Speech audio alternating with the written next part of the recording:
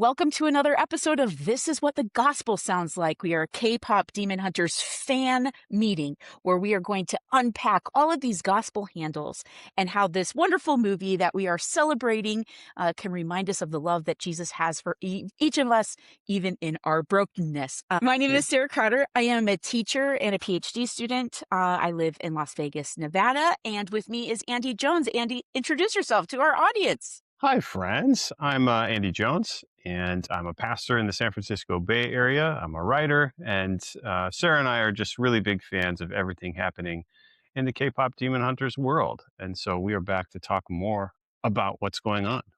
Well, there's big news, which I was so overjoyed. K-pop Demon Hunters was up for 2 Oscars and won both of them. Two And for two.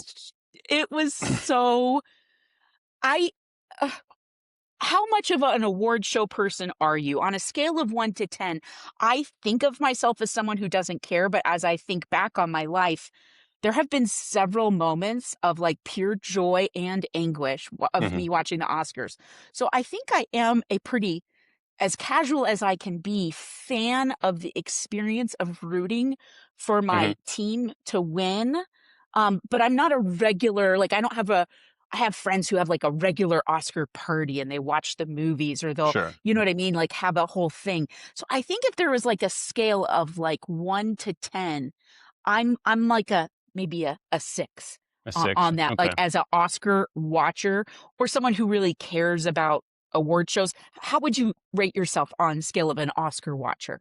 Uh, I'd say maybe I'm like a 1.5 or a 2. This Okay. is maybe the second time that I have watched the Oscars in my entire life. And Okay. and this occasion I watched because our girls were up for some awards, so that's why I was watching. Yes. But I was watching on a plane actually. I was flying home from Boston, and so I got to watch the entire award show throughout on the plane, which was delightful. I watched Selection Sunday for March Madness, and then Oscars came on right after that, so it was just perfect timing. And that's about all the time I had on the flights.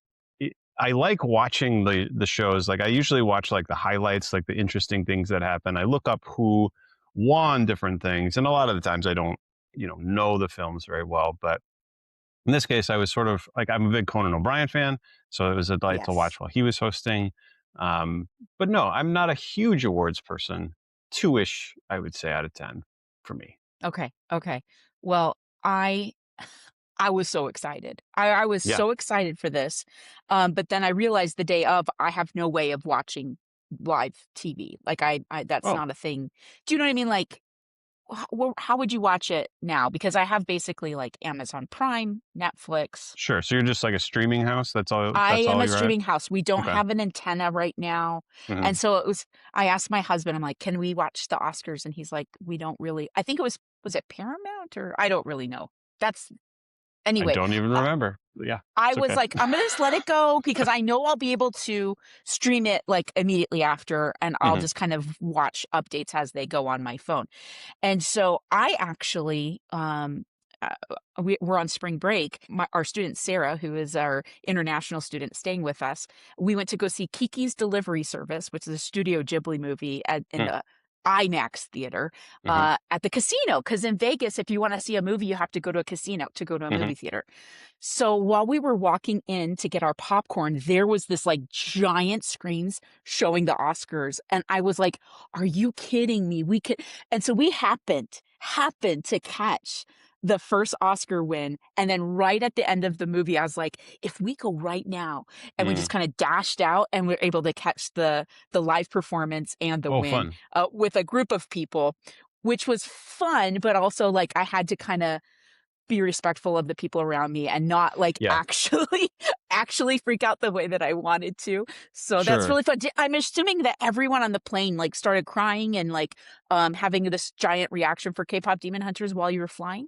I did not notice anyone else crying besides myself. So, Okay. but I was Okay. in the back of the plane and didn't get to see a lot. Like, I was sort of sequestered in the back. So, Okay. yeah, but all good. Yeah. Well, I am a YouTuber, and so like hmm I do love to look at like YouTube clips and things like this or on Instagram. And some of the red carpet interview stuff was really, really Mm. cool. Especially I liked Audrey Nuna, who's the singing voice of Mira, talking about the importance of honoring her father with what she was wearing. I'm a terrible fashion person, but the designer that she was wearing was someone that her dad, as an immigrant, had worked for this company, and now Oh, she really? got to like walk on the red carpet. Goosebumps! Like it was such a That's cool. beautiful story to like represent the importance of immigrants and for these Yeah. Korean American women who are getting to have this moment. It's so Hmm. cool. And so like the red carpet, like for them to be on stage and like it was really fun. But then when they were on receiving the award and Hmm. Maggie Kang and all of the guys receiving for the best animated picture, Yeah. Yeah. and hearing this kind of culmination of what we've talked about for what it means for representation, Hmm. to see someone like you or to have this movie and Maggie kind of apologizing that it's taken so long and like there's going to be more stories. And I love this new call that we're in for stories that really represent a diverse global story, because I think Yeah. that's so much more universal and powerful, and it's been Yeah. so beautiful to witness. What was your reaction hearing that like Yeah. first win? Yeah. I think that that's exactly it. Like the entertainment world, but more than entertainment, just the world in which we tell stories. Stories are so much richer when you're getting stories from all of these different places, and you're getting representation from all of these different cultures. Because it seems like every summer for the past several years, we get to a like summer, what's in the theater, what can we go see on a hot day sort of thing. And you look at the lineup of stuff that's available in theaters, and it's like this sequel, this Sequel. remake. Yeah. Like there's not a lot of original content coming out. And that's not No. new. Like that was No. happening 10, 20 years ago already. And it's not that people aren't being creative within those sequels or within those remakes, but having something that is uh, fresh and is taking something from the richness of, in this case, Korean culture, and pairing the depth of more ancient Korean culture with modern Korean realities in the Mhm. K-pop world and how all of that goes, and presenting it in an animated form to the world, not just an American audience, but every country has got this now. Like it's just there's a reason that it struck a chord and it hit so hard into our cultures, because it was a story that we wanted to hear, and a story that resonated with us. And I think we're just missing out if we don't support stuff like this more. Who knows what stories are out there from other cultures that will speak to us and help us get through life and all that. So I really appreciated uh, what was said about representation. It was really, I don't know, I thought helpful and beautiful for the current moment. Nah, that that I was so happy. I was so just overjoyed to see them win, and I was so glad it happened right away too. Like they Yeah, could yeah, yeah. kind of relax a little bit, and like it wasn't like a loss, and you could just be like, okay, take a deep breath Hmm. and go on with the performance, and Now, then question for yeah, you though: did you yes, yes, think before the award show, did you think they were going to win both of these awards, always. or Oh, you did? Okay. I am so optimistic and confident in my fandom. I Hmm. believe in all possibilities. I'm irrationally a See, fan of things, and I'm heartbroken when yeah, they don't. And so I am, you know, I was so I was nervous because yeah, I didn't want to be disappointed, but it was not a I don't know if they're going to get it. It was like, of course they're going to get it. And I'm so excited for it to happen, but what if it doesn't? But of course so that was sure. I think that's pretty I'm a pretty optimistic Hmm. spectator in general. Okay. I think that's a See, little bit of my brand of See, unreasonably optimistic. that's all right, but the sports fan in me is Mm, just I'm so pessimistic when it comes to things like this. Um, interesting. I'm from Minnesota, and if you know anything about Minnesota sports, which our viewers may, but I'm sure you don't really know much about Oh, that, I Sarah, and that's do, okay. because Oh, you I know do? about Homer Hinkies because I was a Twins fan in the '80s, and I'm not allowed to talk about it at home because my husband's a Cardinals fan. I'm He sorry doesn't about like that. it when I Yeah. start waving my Homer Okay. Hinkie. But So I have here's a the little bit thing. of Minnesota in me. So The Homer Hankies, like the last time a Minnesota team won a championship. I'm an So old lady, and I was a child at that time. yeah, So I was a that's been child a too. while. So since 1991, the last time the Minnesota Twins, waving Homer Hankies, won the World Series. In '87, we beat the Cardinals. In '91, we beat the Braves. But anyway, I've gone through the vast majority of my life without a championship for any of my teams. And I've been heartbroken by those teams enough that when it comes to stuff like this, I'm like, especially for this award show, I was like, I think they'll win Best Animated Feature, but I don't think they will win the song category. I really didn't Mm, think they would win the second one because mm, I didn't trust that the Oscars would give song to to a cartoon. I thought that right. they would give it to. I think Sinners had a song that was up for it, and a couple other Yeah. like high hitting, like really good Right. films. So I thought it would go more in that direction. But I was delighted that it won, but I did not think it would the second one. So yeah. That's interesting. It makes me wonder, like, what does that what does that teach us about the gospel and how are we I think I am I a theologian of glory, then I'm always expecting good things for happening. I think this is just my way of interacting with joyful things that make me happy. I just hope and pray that they do well, Hmm. and then just be astonished when they're not. But that's pretty funny.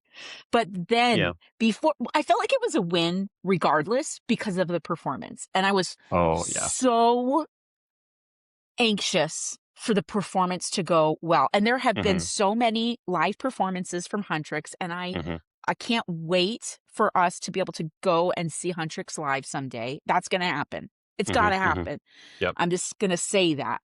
But, they've had a couple of performances that have just been amazing, and then some that were a little bit like, "Ooh, okay, that was live singing, that's great," but it's also live singing, and that was, Hmm. a little rough, and so there was, like, the nerves of, like, how will this live performance go? And Yep. I remember there was these chairs in front of me, kind of gripping the chair in front of me, and, when they started with the hunter's mantra, my mind just exploded because I Yep. was like, "Are we" and then the Sasha Boys came out. I was like, "Are they gonna do a medley? Are we gonna get 'This Is What It Sounds Like'?" That's what my heart so, like, Mm. I'm not even like, "I hope they sing Golden well." I'm like, "Are we getting a K-pop Demon Hunters, Yeah. review?"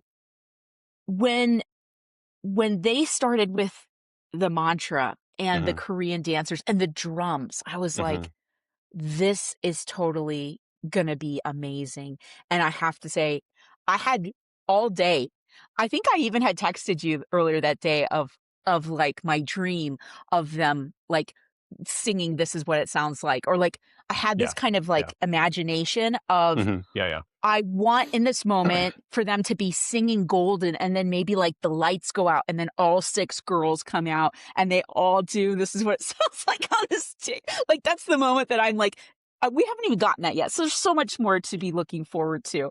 See, that's your But optimism. Yeah. the I was like, "Is it happening? Did I make this happen? Like, Yeah. did they hear my idea in my head?" But the performance was so because we got to see the traditional Korean dancing and Hmm. dress and did you know the choreographer, did you get any Taylor Swift vibes? Oh, I'm gonna have to go Mandy back and watch Moore, that again. who choreographed the Eras Tour, Really? choreographed Yes, and I was like, "That's so perfect," as far Yeah. as she's someone who really knows what the point of K-pop Demon Hunters is and why it's so special to us is Yeah. that it connects with the audience, Hmm. and I think the Eras Tour has proven that as well as it is a Hmm. show that connects with the audience, And that's what the gospel sounds like here in the Oscar moment. I'm gonna make it. I'm gonna take that handle and I'm gonna grab it because what was it about the performance that stood out the most for the Oscars? What made this unique versus all other Oscar performances ever in time? Do you know? What are you going to say? I don't know what you're going to say. The audience. Ah, They all had their yep, light sticks. yep, They gave them out to everyone because what K-pop is about, and I think what the gospel is about, is it's not just sitting back and listening, but that at a K-pop concert in K-pop Demon Hunters, you are part of the experience yep, of holding up your light and that it's this corporate kind of experience where it's not just about the singers, it's about the fans, it's about the yeah, audience. And not everyone in the audience, of course, even knows about this, but they were all invited and they were all given this light to shine. Because this is, I saw a really cool Instagram reel about how the Korean people. Did you know that they've been nominated for a Nobel Peace Prize because of their resistance to mm, their government, and the Korean people stood with light sticks in the dark mm, against this opposition of this martial law. And so hmm, it's got this like layers of, I think one thing people really hate about the Oscars or like these awards things are kind of like the politics and like people like these yeah, rich people like lecturing on politics. But how beautiful to have this, dare I say, light versus dark moment of the audience shining this light and having this golden moment hmm, together on stage. That was perfect. That was a perfect yeah, and silly and fun way to sing the song the way it's meant to be experienced, not yeah. spectating, but participating. No, that's super helpful because we've talked a little bit about how the fans are their own character in Yeah. K-pop Demon Hunters and in just K-pop in general. The fans are kind of the main point, and I think maybe part of in the film, part of maybe the downfall of Guima is that he's trying to get all these souls of the fans, but I don't think he sees the battle as for the fans. The battle in his mind is against the hunters. It's him versus the Mm, hunters. And I don't okay. think that Yeah. ever really occurs to the hunters. Like for them, it's always a battle for the fans. Like even from the very opening sequence, right? It's these demons in the plane are like, we're gonna eat your fans. And Yeah. the hunters are like, if you go against our fans, we need to make it hurt. Like they're protecting the fans. That's their entire point and purpose. And as much as Rumi is central to all of that, um, it's about the fans. And I think that's a really helpful connection for us to see with the award show is even if they were unwittingly put into it by given these lights, they become a part of this in a different way. Um, Hmm. this is different than other musical things that might happen at an award show. So that is Yeah. that is compelling. I like that. Well, and then a step back too is when the director, Maggie King, is speaking, she's not speaking to the fans in the room. She's Hmm. speaking to the Fans children at at home, home or the, absolutely. you know what I mean? Like Yeah, I did notice that. she's Yeah, she's speaking to her Korean audience or Asian audience and female audience and saying, we yeah. want to show women in this new way. And uh I think that there is some gospel truth there as far Hmm, hmm. as what God's desire is for us as his people. I think that I don't think that church should at all be like a rock concert. That is not what I'm trying to say. Yeah. But it should be something where we are experiencing something together as a community and Hmm. receiving this kind of uh, reconciliation from God, forgiveness of sins, and that is something beautiful, that we get to share with each other, and we sing together, and we Hmm. hear the good news of what Jesus has done for us, and then we take that out and share that with others, is what the gospel should sound like at a church service and in our own daily lives of how we are interacting with people as lights, as lights of the world. What do you think about that as far as being lights in the darkness? Yeah, I think the participation piece is important. Like one of the challenges with worship is, worship is kind of there's several things happening at once. Like you are receiving God's gifts, you're receiving the Word, you're receiving His forgiveness, but also you are there and you are, returning thanks, returning praise to God, which means you participate, you speak, you sing, um, you hold out your hands to receive the Lord's Supper. Um, so that there's a bothness to worship where it is receptive, but you're not passive entirely and totally. You're passive in receiving the most important things, but you're also active. You're not just there as someone who is only listening, but also someone who has words to speak and has words to sing. Um, and I think that for various fandoms, the fandom becomes more engaged when they have their own lines. Like, think about the Eras tour, like we just talked about, right? They developed their own lines over time of like places that they would shout out things. They developed their own sort of rituals with the friendship bracelets and stuff like that. They developed their own lines. And let's just like pull out the full nerd card on my end. Uh, Professional wrestling, the wrestlers who get over, who get the fans' attention, are the ones that give the fans lines. If the fans know what to do when this, wrestler comes out, that fan or that wrestler will sell more merchandise and get more cheers or more boos or whatever. Um, so the participation of whoever's in the room is a big deal for all of those situations. Um, and I think that fandoms are great evangelists, right? Like, you and I have talked to other people about K-pop Demon Hunters countless times already Yeah. because we love it and we want people to experience it. And I think the same basic strategy exists, but on a much more important level for being evangelists of Jesus is, we've experienced this forgiveness that He has given to us, and it's changed our lives for the better all the time. And so as we are out in the world, we are light that keeps talking about that reality.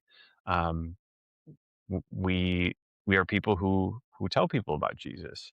Um, but an interesting, like you mentioned light, and I just want to mention real quick, like one of the things that I had a conversation earlier this week about was how light sometimes when we are the light of the world, we've been made the light of the world. Jesus is the light of the world, and we want that light to shine, but we also don't want that light to blind people. Like, Ooh. you you want um, you want people to be drawn to the light, so you want people to be able to see by the light that is there, but sometimes you can take the light and actually blind someone with it. And Oh. our mutual friend Shelley Schwalm, she has a Oh, song that she wrote. Shelley. Yeah, Shelley, right? She wrote a song for Advent, and the best line in that whole song is, "In brilliance you don't come to blind, but only that the blind would see." And that's just like gold, right? So good.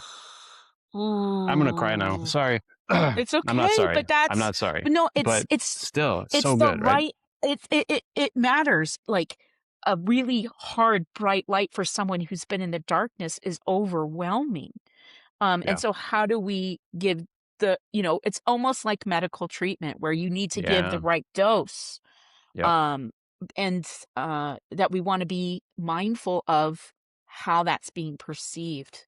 Hmm. Um, yeah, oh, that's that's really good. Yeah. So the lights that they had at the show, I love it. I hope they do that again. Like, I hope that people get to take those home and have a small symbol that they can carry around with them of being light.